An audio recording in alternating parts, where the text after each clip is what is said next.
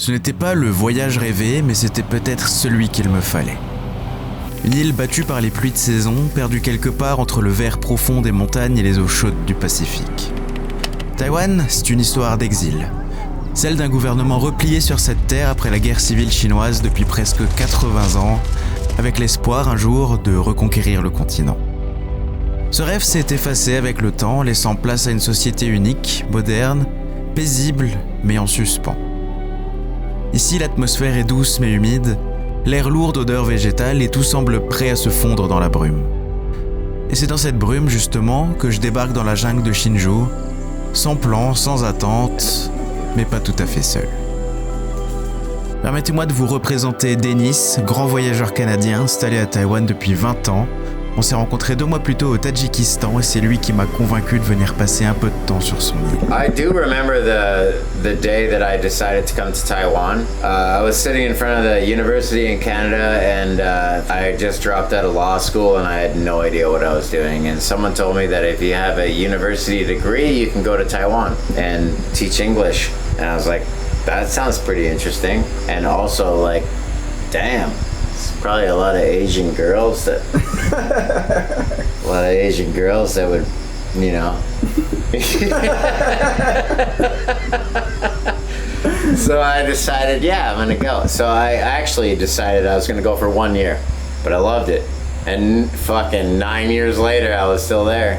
On dit qu'on a tous son aventurier, celui dont la vie semble plus vaste, plus libre, plus folle que la nôtre. Depuis que je saute d'un pays au suivant tous les 4 matins, j'ai souvent l'impression d'être l'aventurier des autres et j'ai de plus en plus de mal à trouver le mien. Là, j'ai un beau candidat en face de moi. If I hadn't traveled, I would be someone else. Maybe a better person, I don't know. Maybe. Oh, it's changed my life. It's changed who I am. But it's really nice to fucking travel, I'll tell you that, man. And I'm still not sick of it. And I'm getting old and I still want more. I want more.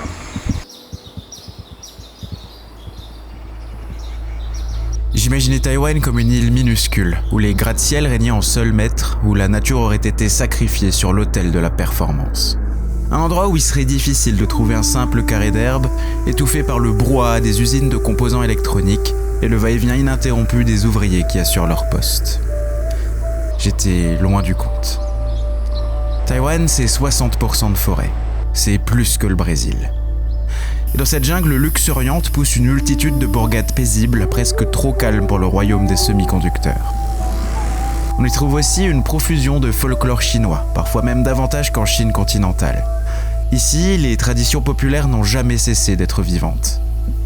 Le dragon y règne en symbole, il incarne tout ce que Taïwan valorise, la prospérité, la chance, l'équilibre entre ciel et terre. Autant de vertus précieuses pour une île soumise au typhon et au séisme. Aujourd'hui, il est même devenu un marqueur identitaire. Leur flamboyance à la limite du kitsch affirme quelque chose de propre à l'île. Un folklore local à la frontière du sacré et du spectaculaire. Spectaculaire comme le passe-temps favori de Denis, le canyoning sauvage. Remonter des rivières froides et glissantes sans cordes, sans casque, seulement équipé de bottes de pêcheur aux grippes légendaires en priant à chaque pas qu'une décision imprudente ne m'envoie pas par le fond. Vous voulez aller se baigner dans le bassin de cette cascade là-bas derrière, mais ça m'a l'air un tout petit peu compromis parce que le courant est super fort, qu'il y a de la profondeur et que quand tu as peur de mourir, demande l'avis à l'hôtel. Et grâce à eux, on est de l'autre côté. Plus qu'à marcher un peu et on est à la cascade. Ne jamais abandonner. Abandonner des fois, c'est une bonne idée. Oh, the fucking hero! J'ai cru que j'allais y crever plus d'une fois. Mais je me suis rarement senti aussi vivant.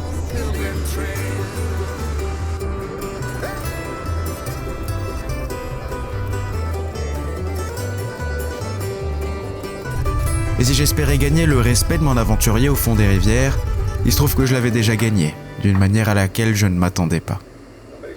When I first met you, I liked you. And then you started talking and I was like, fuck, what the fuck? This guy's fucking weird.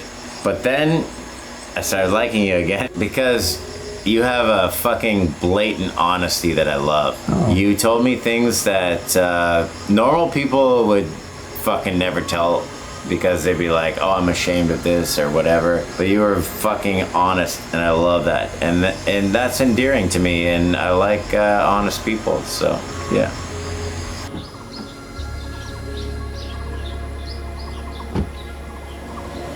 Après ces quelques jours privilégiés à se taper d'immenses bars, à marcher et parler sans filtre avec mon aventurier du moment, j'ai ressenti un petit pincement en quittant Hsinchu. J'avais pas prévu de visiter Taïwan cette année. Chaque jour me faisait dériver un peu plus loin de mon itinéraire, et laisser Dennis derrière moi, c'était aussi laisser le dernier repère qu'il me restait. La suite du voyage, elle, n'avait plus rien de repéré. Tout au nord de l'île, Jiufen m'attendait, noyé dans une brume épaisse, traversée par des averses qui s'écrasaient en claquant sur la tôle des toits de ses ruelles exiguës. Même à travers les murs de mon hôtel, pendant que je tentais de recharger un peu les batteries, je sentais déjà cette atmosphère dense, presque irréelle, m'envelopper. Je pressentais une ambiance digne des studios Ghibli émanée des briques grises du village d'or de Taïwan. Et puis tombe la nuit qui vient chasser la pluie. Le marché s'allume comme un long serpent lumineux qui glisse entre les murs serrés. J'ai eu l'impression d'être Chihiro au moment où le monde des esprits remplace celui des humains. Lanterne rouge, néon vert, vapeur de nouilles, friture, parfum sucré, chaque pas stimule les sens. C'était un peu chaotique, mais un chaos curieusement doux, presque confortable, pas du tout comme celui des délires de Miyazaki.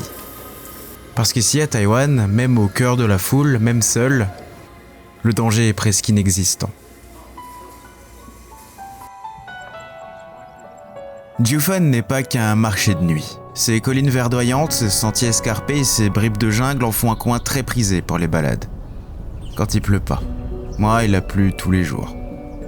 Tous les jours sauf ce soir-là, une éclaircie inespérée en fin d'après-midi, la seule du séjour. Et c'est à ce moment précis que j'ai croisé Tonton Wani, ce très aimable voyageur coréen qui a profité comme moi du seul moment de répit qu'on avait pour prendre de la hauteur sur le village. Et cette rencontre fugace donnera lieu à ma plus belle journée sur Séoul quelques semaines plus tard. Et ça, c'est vraiment ce que j'aime, avec ces voyages spaghettis qui se construisent au gré de l'inattendu. Après Jiufen et sa brume aux allures de film d'animation, il fallait bien redescendre. L'île m'a porté vers le sud-est jusqu'à Hualien.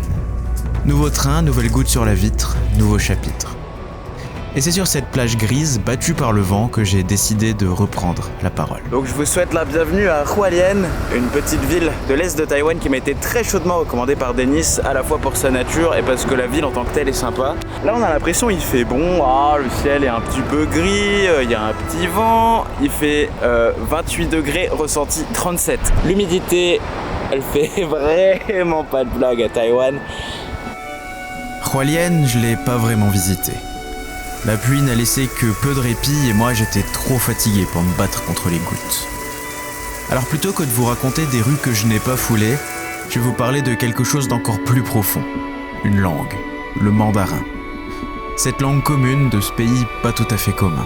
Je vais l'apprendre à personne, la langue chinoise, le chinois mandarin notamment, s'écrit avec les caractères chinois. On parle pas ici d'un alphabet mais d'un système logographique, c'est-à-dire que chaque caractère va représenter un son et une idée, la plupart du temps un seul son, ce qui confère au mandarin une certaine régularité malgré tout, et la plupart du temps plusieurs idées qui vont évoluer selon le contexte et selon les caractères avec lesquels ils sont associés. De prime abord, lire le chinois ça a l'air d'être particulièrement imbuvable. En effet, il y a une grande quantité de caractères, il en faut seulement quelques milliers pour pouvoir s'en sortir dans 99% des situations de la vie courante, et il en existe des dizaines de milliers si on veut vraiment une connaissance exhaustive de la langue. Seulement, si vous regardez les caractères chinois dans leur ensemble, vous allez remarquer qu'il y a plusieurs morceaux de caractères qui se ressemblent d'un caractère à l'autre. Et ces petits morceaux de caractères, on appelle ça des radicaux ou des clés, et il en existe entre guillemets seulement 214. Cependant, le chinois mandarin de Chine et le chinois mandarin de Taïwan sont pas exactement les mêmes.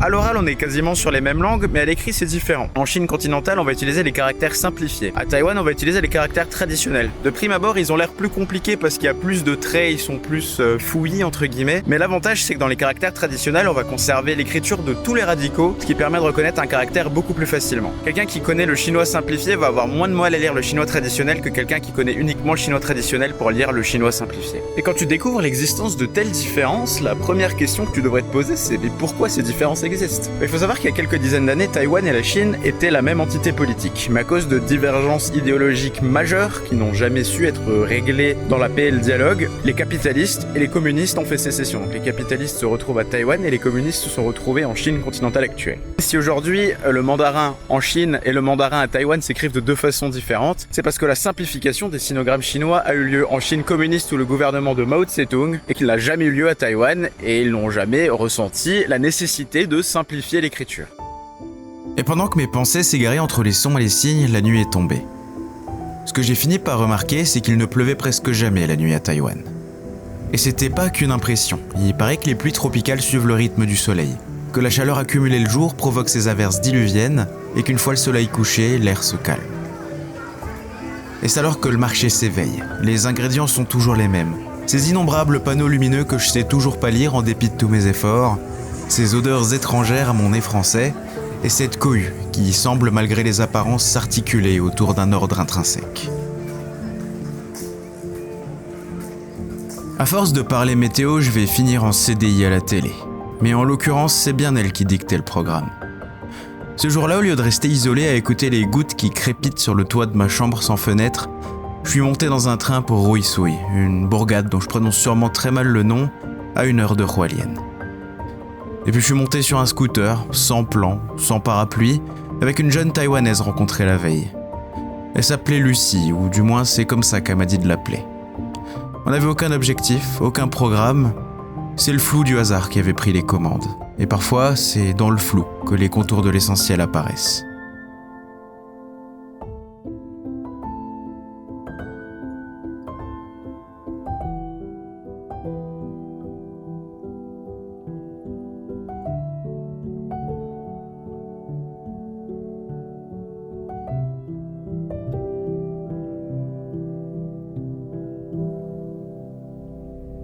Je pourrais vous dire que rien ne s'était passé comme prévu, mais rien n'était prévu en fait. Si les attractions touristiques seront encore là quand je reviendrai pour les beaux jours, les expériences humaines sont aussi uniques que spontanées. Je regrette rien. Bienvenue à Taïwan qui disait « Comment j'en ai marre de la pluie, ça s'arrête jamais, c'est le running gag le moins drôle que j'ai jamais fait. » C'est même pas un gag, genre il flotte pour de vrai. Je suis déjà saucé, ça fait 20 secondes que je suis sous la flotte. J'en ai marre. Taipei, une capitale aux airs de fourmilière électrique où les enseignes brillent autant que les idées. On y retrouve bien évidemment le sempiternel marché de nuit, toujours baigné dans cette aura de bordel savamment organisé. Ville moderne avant tout, Taipei est d'abord un poumon économique plus qu'un haut lieu touristique, mais ça ne l'empêche pas de surprendre. Comme ces machines à grappin dans lesquelles on peut gagner du papier toilette ou des gâteaux apéro pour ceux qui aiment vivre dangereusement. Mais au-delà des néons et des snacks, Taipei a aussi ses symboles. Le grand square s'ouvre comme une respiration au cœur de la ville, un contraste saisissant avec la densité de Taipei. Devant moi, l'escalier monte en ligne parfaite jusqu'à cette arche de marbre surmontée d'un toit bleu. Au sommet, un homme assis, imposant, immuable. Chiang Kai-shek, le généralissime, le chef de guerre, le fondateur, l'homme qui a perdu la Chine et façonné Taïwan. C'est ici que la République de Chine en exil s'est reconstruite, et c'est ici que cette mémoire se fige, entre grandeur historique et controverse. Car derrière l'apparat, il y a l'ambiguïté. Pour certains, c'est un héros national, pour d'autres, un dictateur autoritaire. Comme souvent, l'histoire ne choisit pas un camp, elle empile les strates. En attendant, le silence règne. Les visiteurs prennent des photos, les gardes restent figés. Et moi, je me demande si on peut vraiment résumer un pays à un homme, même gigantesque, même en statue.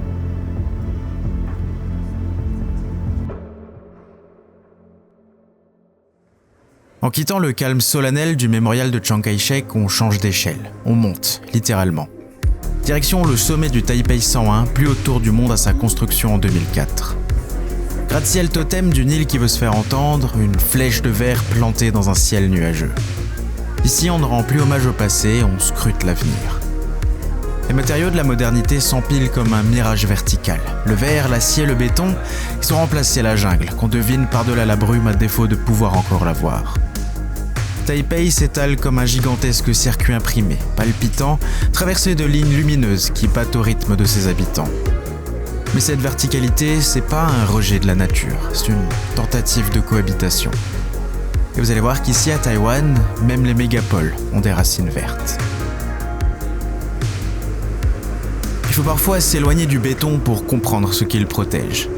À quelques stations de métro à peine, les gratte-ciels s'effacent derrière les feuillages et Taipei se tait. Le sentier grimpe, étroit, humide, l'air devient dense, chargé de sève et de silence. Ici, plus de klaxons, plus de lumière, juste des fougères géantes, des troncs moussus et ce vert profond qui semble absorber le temps. À Taïwan, qu'il pleuve ou non, tu finis trempé, mais tu finis aussi émerveillé. Regarde ça. C'est incroyable. Tellement beau, tellement fou. Et soudain, entre deux branches, la ville réapparaît. Une silhouette de verre et d'acier posée au bord de la jungle. Comme si Taipei elle-même savait qu'on ne peut pas s'élever bien loin sans rester enraciné quelque part. C'est un des nombreux trucs que j'aime à Taïwan, ce contraste.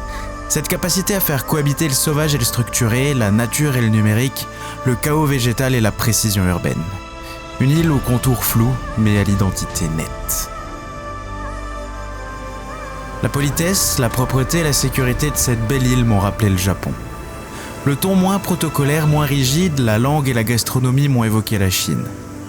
Cette jungle luxuriante surpeuplée par la faune sauvage qui a élu domicile sur ses reliefs torturés, ça ne m'a rien rappelé du tout. C'est la première fois que j'évoluais dans ce genre d'écosystème.